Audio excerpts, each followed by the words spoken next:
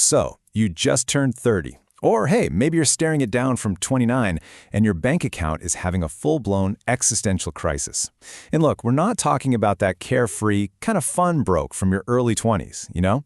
The kind where eating cereal for dinner felt like an adventure. No, this is the real kind of broke. The kind that feels heavy. And here's what makes this moment so uniquely paralyzing, right? You're finally old enough to get how money actually works, you've heard about compound interest, you know you should be investing, but you feel like you're just way too far behind to even make a dent. All that advice, it feels like it was written for somebody else, somebody who actually has money to begin with. And this is the feeling, isn't it? This constant low-grade panic just buzzing in the background. It's that gap between where you feel you're supposed to be and where you actually are. And if you are feeling this, I promise you, you are so far from alone. What's really scary is the psychological toll this takes. I mean, recent data shows that literally half of the people who are behind on their bills have had suicidal thoughts because of the cost of living crisis. This isn't just about numbers in an account. We're talking about your mental and emotional survival here. But here's what I really need you to hear before we go any further. This is the big pivot. The reason you might be in this spot, it's not some personal failure, it's not a character flaw, it's something much bigger than you. So here's the crucial point. You walked into an economy that was completely restructured before you even graduated high school. And guess what? Nobody bothered to update the instruction manual for you. Look, everyone is going to tell you it's the little things. It's the avocado toast, the daily latte, those streaming subscriptions. And yeah, sure, maybe you could save $50 a month, but that is not why you're broke. Let's just kill that myth right here, right now. Okay, check this out. In 1990, the median home cost about 2.9 times the median income. By 2010, it was up to 3.6 times. And today, it's a staggering 5.8 times the median income. Your parents walked into a housing market. You walked into a housing casino. And let's keep going with this. That job that pays $58,000 today?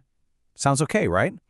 Well, when you adjust for inflation and those insane housing costs we just talked about, that 58 grand has the same buying power as just 28 grand back in 1990.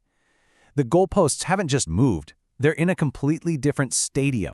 So I want you to just let this sink in for a second. Read it. You are not lazy. You are not undisciplined. You're playing a different, much harder game than the generation before you, all while being told the old rules still apply. Well, guess what? They don't. But here's the plot twist that changes everything. 30 is not the end of the line. Not even close. In fact, 30 might be the absolute perfect time for this wake-up call. Think about it. Your 20s, they weren't for getting rich, they were for education. Just not the kind you're still paying off. This was real-world data collection. You learned that working at a startup for equity is usually just unpaid overtime with extra steps. These aren't failures, my friend. They are assets. This is valuable data. This is probably the single most important thing you'll hear today. The mistake everyone makes is treating this situation like it's some kind of moral report card. It's not. It's just a math problem. And you know what's great about math problems? They have solutions. Okay, so if it's a math problem, let's make sure we're solving for the right variable. And first, we need to completely dismantle the bad advice that is actively keeping you stuck. So that old advice, save your way to wealth, it's total nonsense when you're starting from zero. If you're living paycheck to paycheck, there's literally nothing to optimize. You don't have a spending problem, you have an income problem. Period. Full stop. Obsessing over a few dollars here and there when your income can't even cover the basics? It's like rearranging deck chairs on the Titanic. Yeah, it makes you feel busy, but the ship is still going down. You've got to focus on plugging the actual hole in the ship. All right, enough about the problem. Let's build this solution. Let's get into a practical, actionable plan that you can literally start today. And this comes from the financial expert, Jaspreet Singh. Okay, this is your emergency protocol. Step 1, stop the bleeding. Attack high-interest credit card debt like it's your mortal enemy. Don't even think about investing yet. Second, build a small emergency cushion. Your first $2,000. This isn't wealth, it's a buffer between you and total disaster.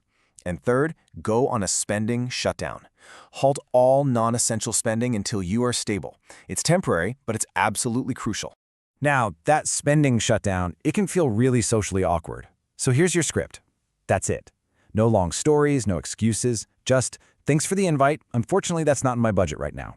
It's honest, it's firm, and you know what? Your real friends will get it.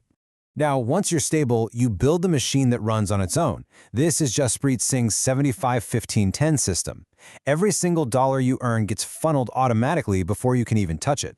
75% for your life, 15% straight to investments, 10% to savings. This isn't about willpower. It's about building an automatic system for wealth. And that system, that's what powers your long-term wealth engine. The focus completely shifts now. 1, you invest that 15% automatically. 2, you pour all your energy into the real solution, earning more money to feed into your funnel. And 3, as you start to build something real, you protect it. This is how you change the math. So let's bring this all home. We've looked at why you feel the way you do, why it's not actually your fault, and we've laid out a clear path to take back control. Now, it's all about what you do next. If you take one thing away from this, let it be this fundamental mindset shift. The goal is not just to get better at being broke. It's not about surviving. It's about shifting your entire focus away from pinching pennies and toward building an income engine that works for you. We've established, without a doubt, that the rules of the game have completely changed. Trying to win by playing with the old rulebook is a losing strategy. So the only question left is this one. The game has changed. What's your first move to change with it?